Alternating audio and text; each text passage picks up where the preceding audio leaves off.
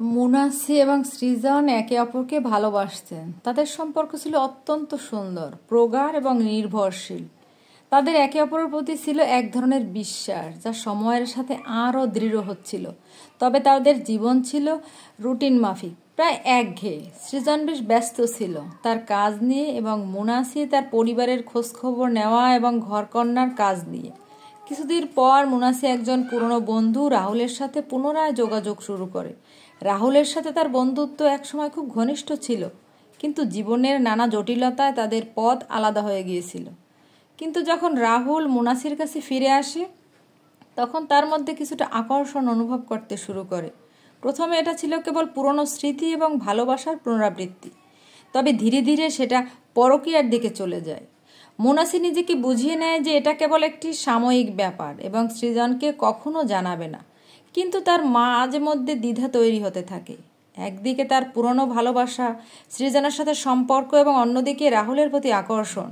সে জানতো না যে এই সম্পর্কের ফলস্বরূপ কতটা ক্ষতি হতে পারে। একদিন সৃজন তার স্ত্রীকে সন্দেহ করতে শুরু করে। কিছুদিন ধরে সে মুনাসির আচরণে পরিবর্তন লক্ষ্য করছিল। মুনাসি তার ফোনে প্রায় সময় ব্যস্ত থাকত এবং তার চোখে আগের মতো সেই উজ্জ্বলতা ছিল না। সৃজন একদিন সরাসরি মুনাসিকে প্রশ্ন করে, তুমি কি কিছু গোপন করছো? মুনাসি হঠাৎ কিছুটা অস্বস্তি অনুভব করে, তবে সে কিছু বলার আগেই সৃজন তার ফোন চেক করে ফেলে।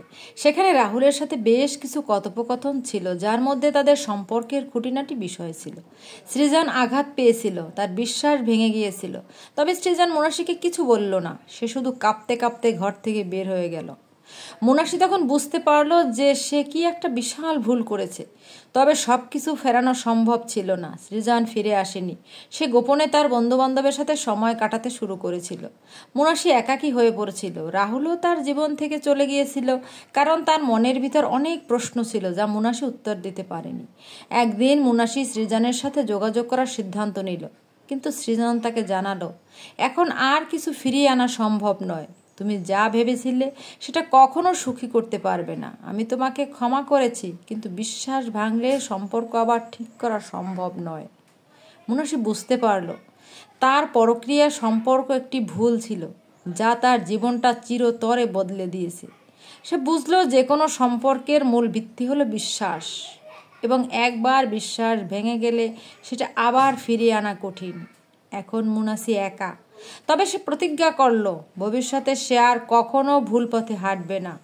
এবং পরক্রিয়ার খেসারত তাকে পুরোপুরি শিখিয়েছে জীবনের সবচেয়ে বড় উপহার হলো বিশ্বাস এবং প্রতিশ্রুতি।